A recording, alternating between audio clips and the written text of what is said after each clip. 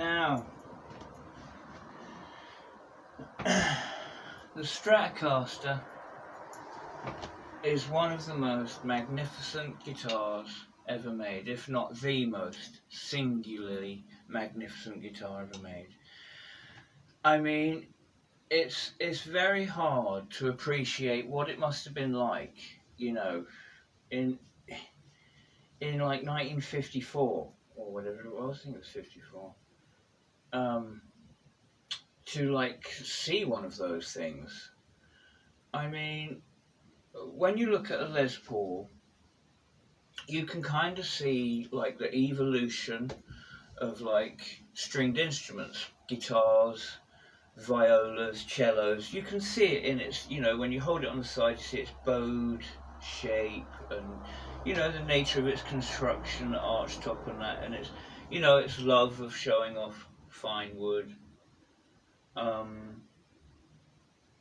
But you know, the telly came out, and that's kind of a block of wood. I mean, people sort of overlook that it's. We did tellies last week, but people overlook that it's like the punkiest guitar. I mean, you know, the little control plate, it's all very brutal. But the Strat is an absolute creature of pure design. And while there's some very like Heath Robinson bodges, it's a bodge bonanza. It's also an incredible machine.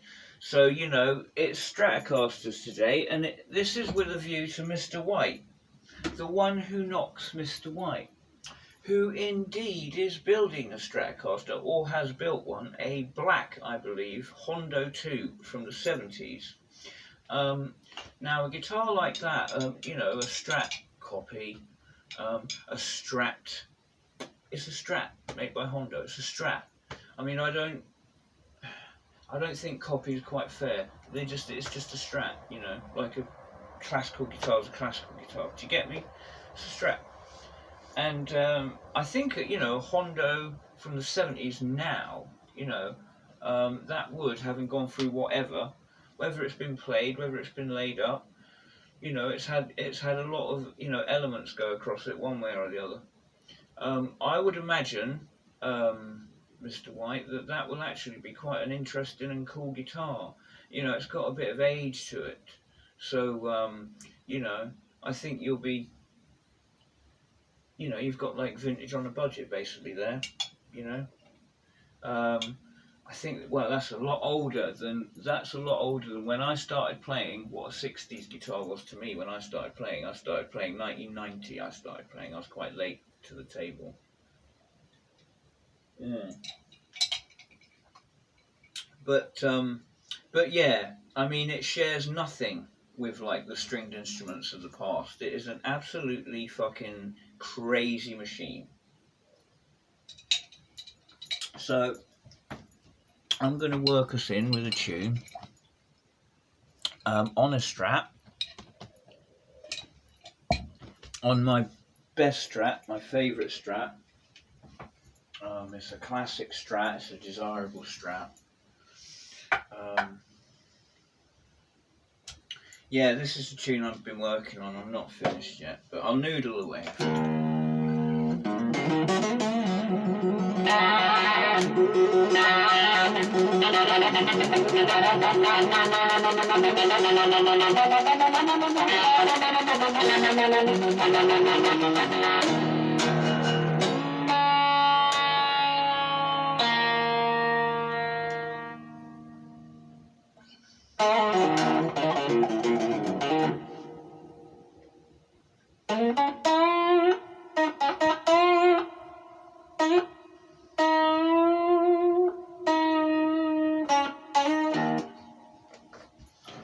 Interesting trashy reverb on that amp.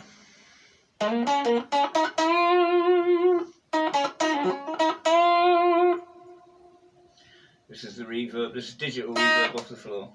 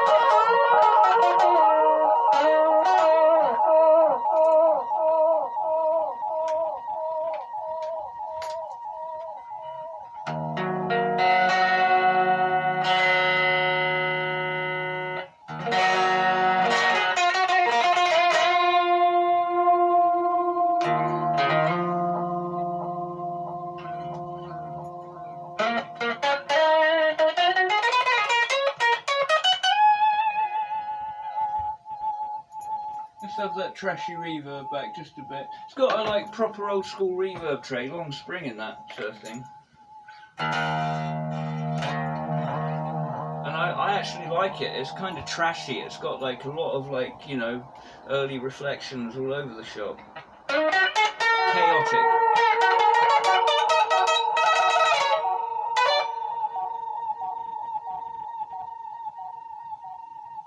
Oh, it's doing a world of good from the decay of that delay. I'm liking that.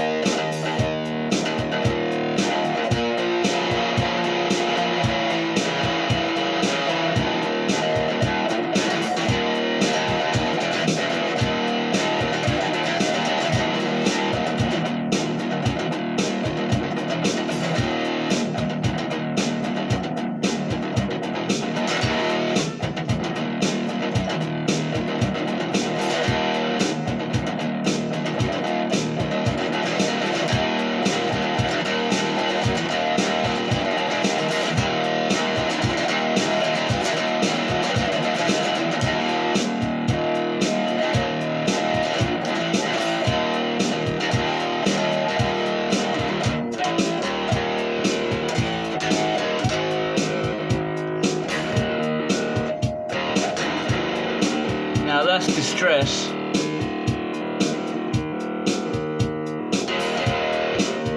You know what I mean? That's distress, man.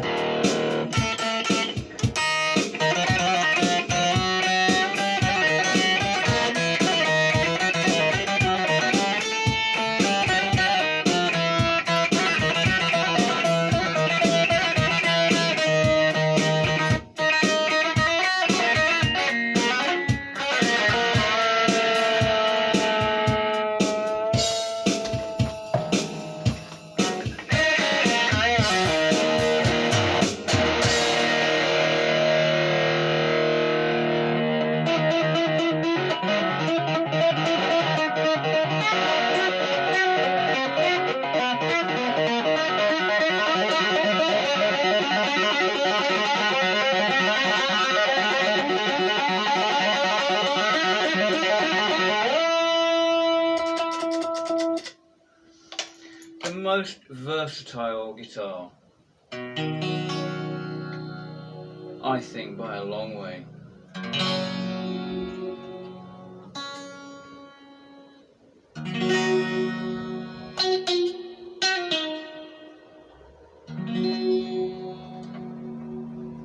Yeah, man, the Stratocaster. So, you know, I recently did both my Strats. I went right through them, and this one, the fretboard. I don't know if you remember, but the fretboard was a very unusual colour. You won't be able to see in this light, but it was like I think what had happened is both of my axles, the Telly and the Strat.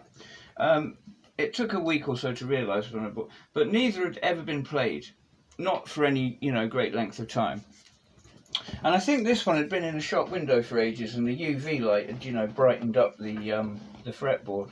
So I rubbed some of this into it, and I can absolutely thoroughly recommend it. It's brought this fretboard out lovely. It's dead easy to use. There are instructional videos on YouTube, and I'll probably do one myself next time I do one of these. And I did a few little aesthetic changes, you know, bung these black bits on.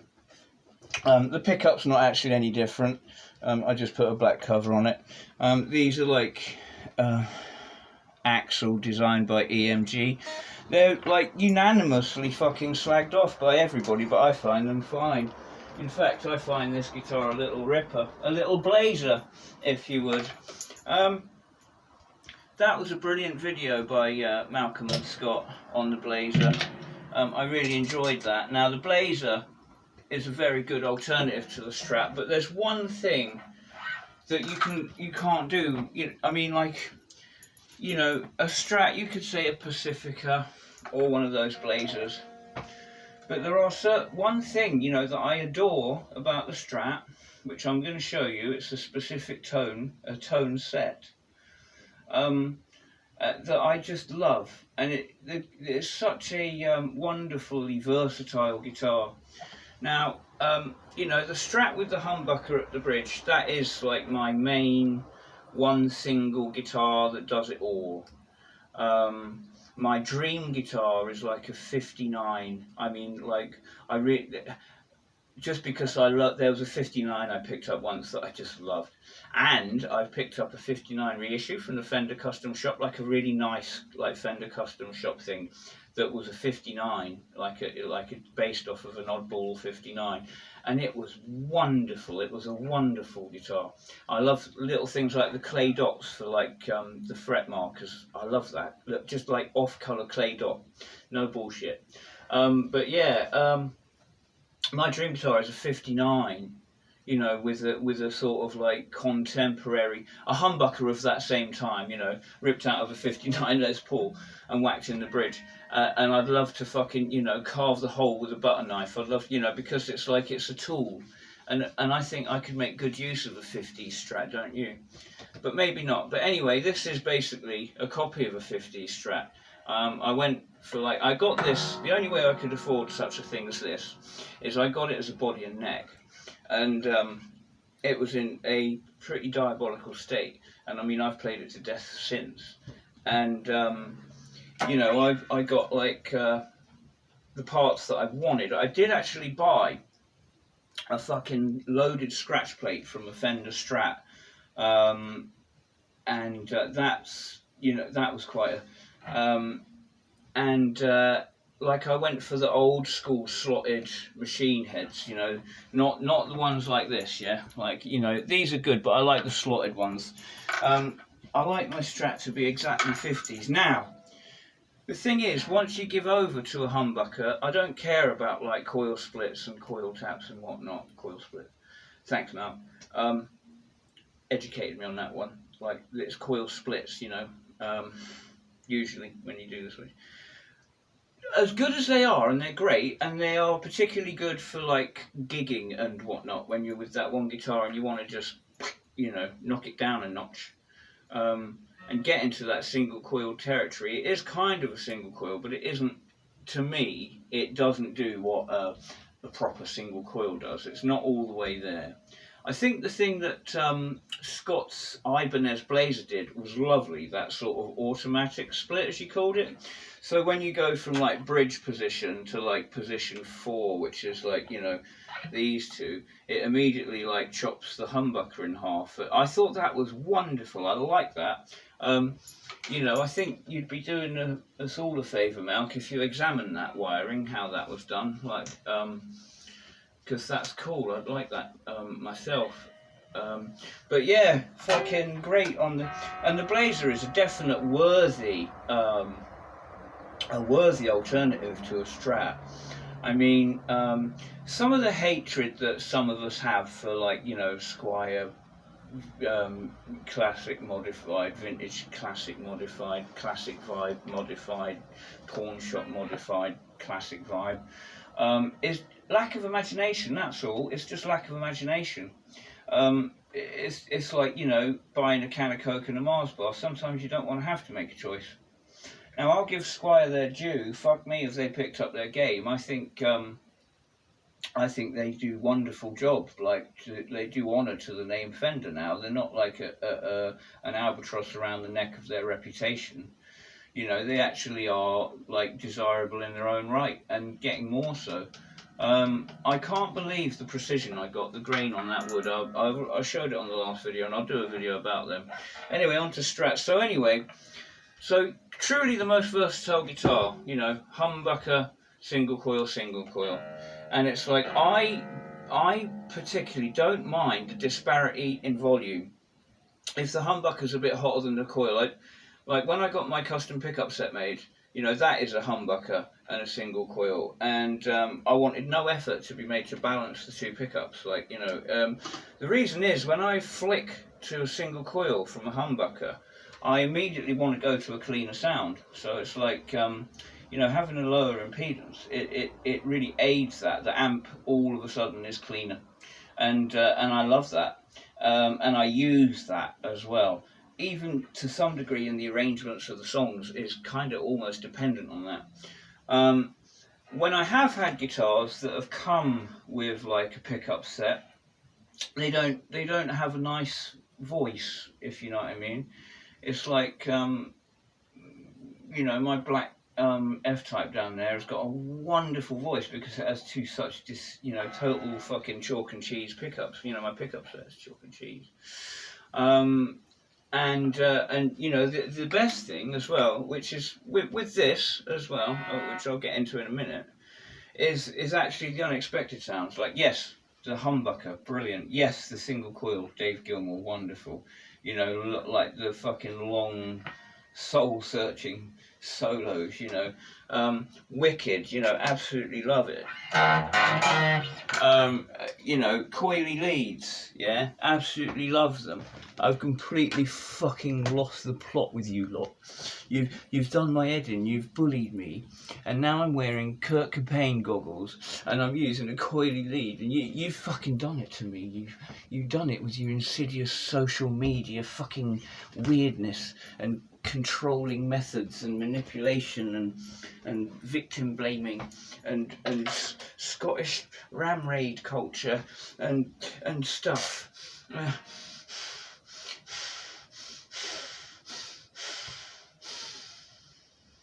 Coily leads are a problem, you know. They're just a problem. This was supposed to be 15 minutes, it's been 25. So, what a Blazer or a Pacifica can't do and what the Strat can.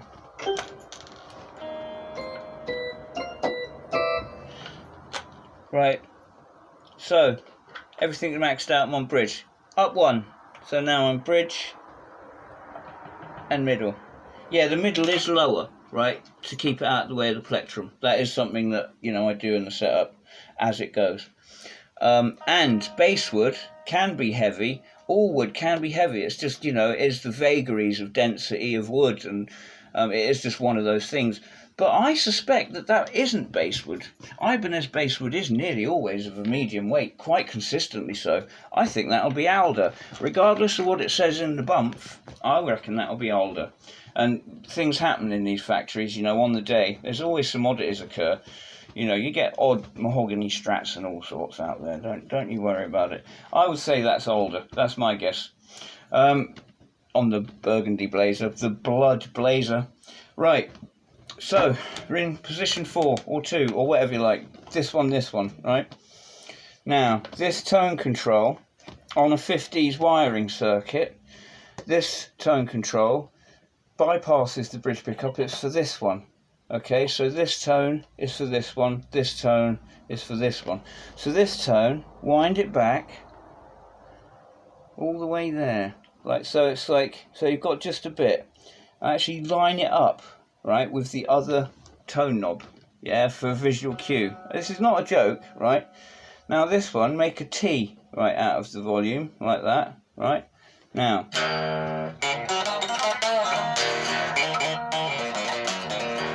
now we've got like a honky blues sound, which I love, but a honky blues sound. Now this is where we're getting interesting. Yeah, sure, I could get this honky blues sound, no problem, out of a Blazer, okay, right? Bear with me.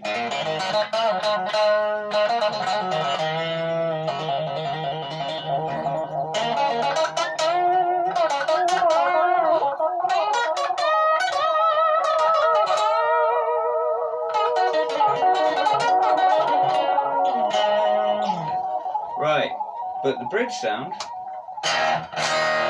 it's been bypassed by the tone, so it's still full and bright.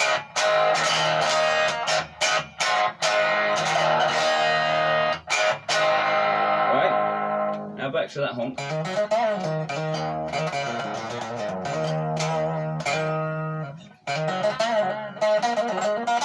might have to wind the volume out.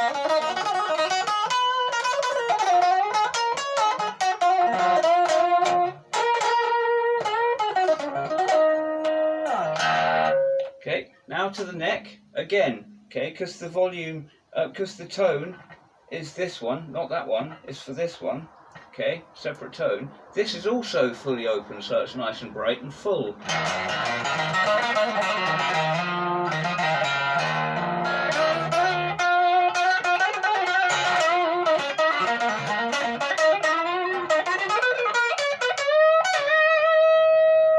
Now, this is what you can't do with a Blazer. All of those sounds are at the tip of my fingers, right?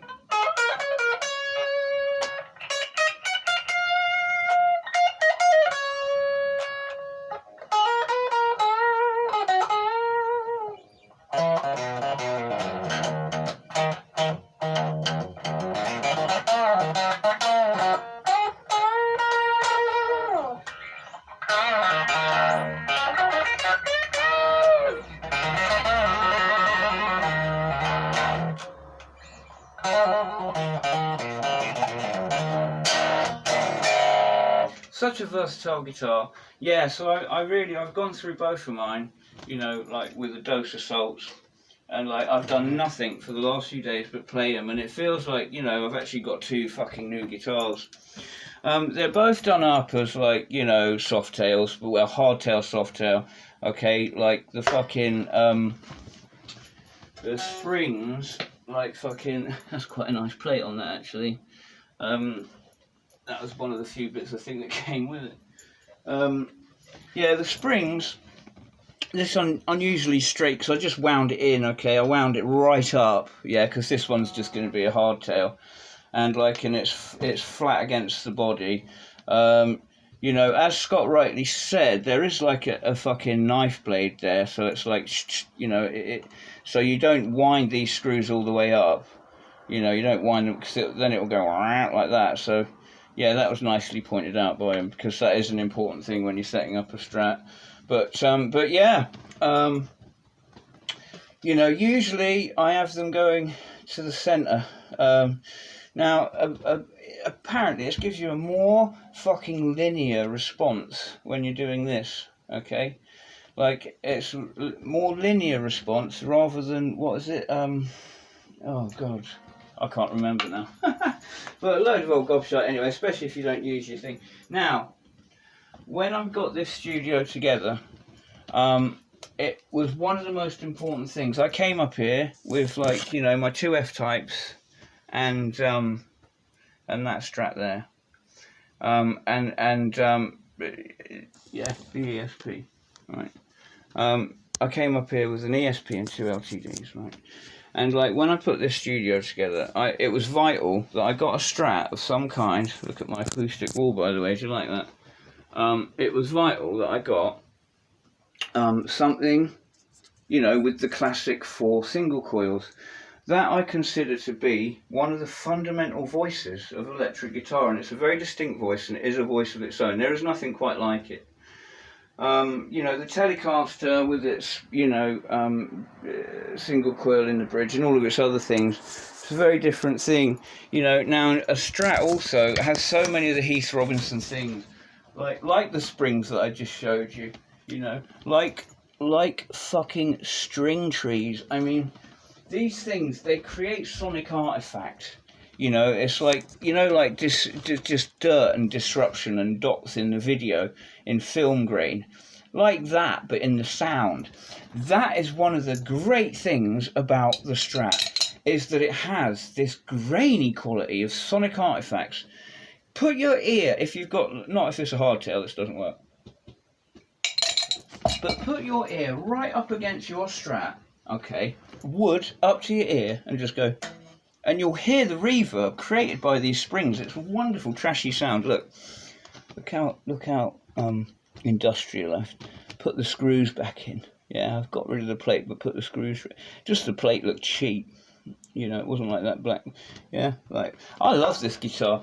This guitar, I paid like 70 quid for it. And it's a wonderful fucking Strat. Like, it's the studio Strat. It's the 3 single coil vintage spec Strat, and it does exactly what I wanted it to do. Turns out that all 3 of the studio guitars, the Les Paul, the 3 single coil Strat, the classic, you know, Telecaster, they're all Axel guitars.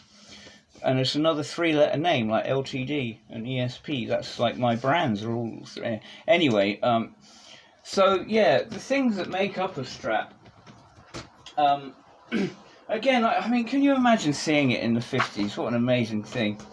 But yeah, every collection should have a Strat, as, you know, for clean sounds, for dirty sounds. I hope you've got something out of my little demo. You know, that's like, is that a 50? No, that's a 57. Right, a 59 would be like that, but with a rosewood board and clay dots for fret markers. Yeah, like, so next episode I'll be showing off the precision, so we're sticking around with Fender, and I might do a redo on the thing.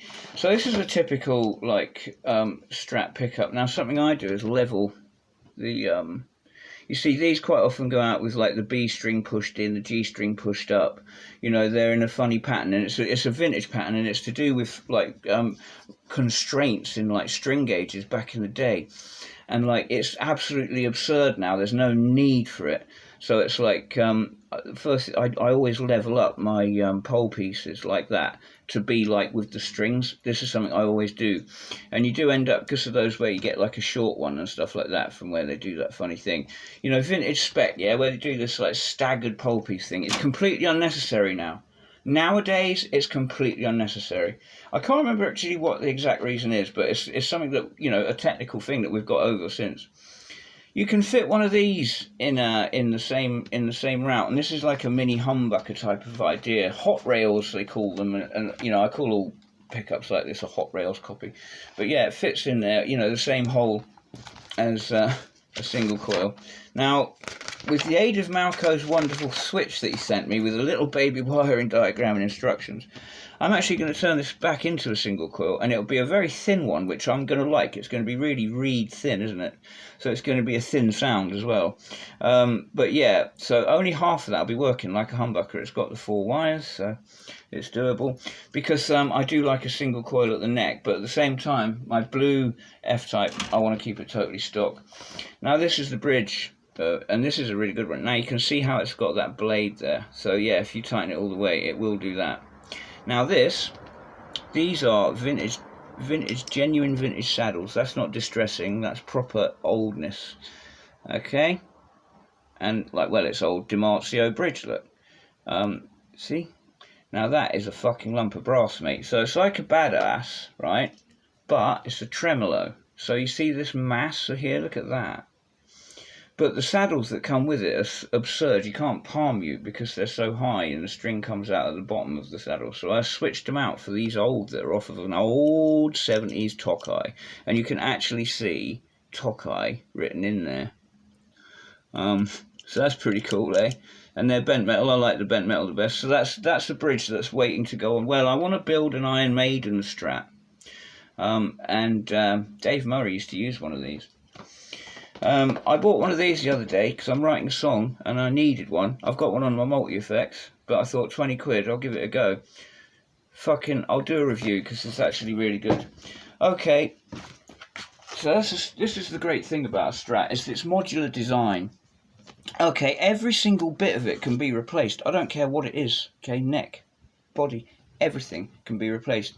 Now, one of the best things is do a bathtub route. Okay, so you go drip, drip, and remove all of that, and you can put any pickup combination you like.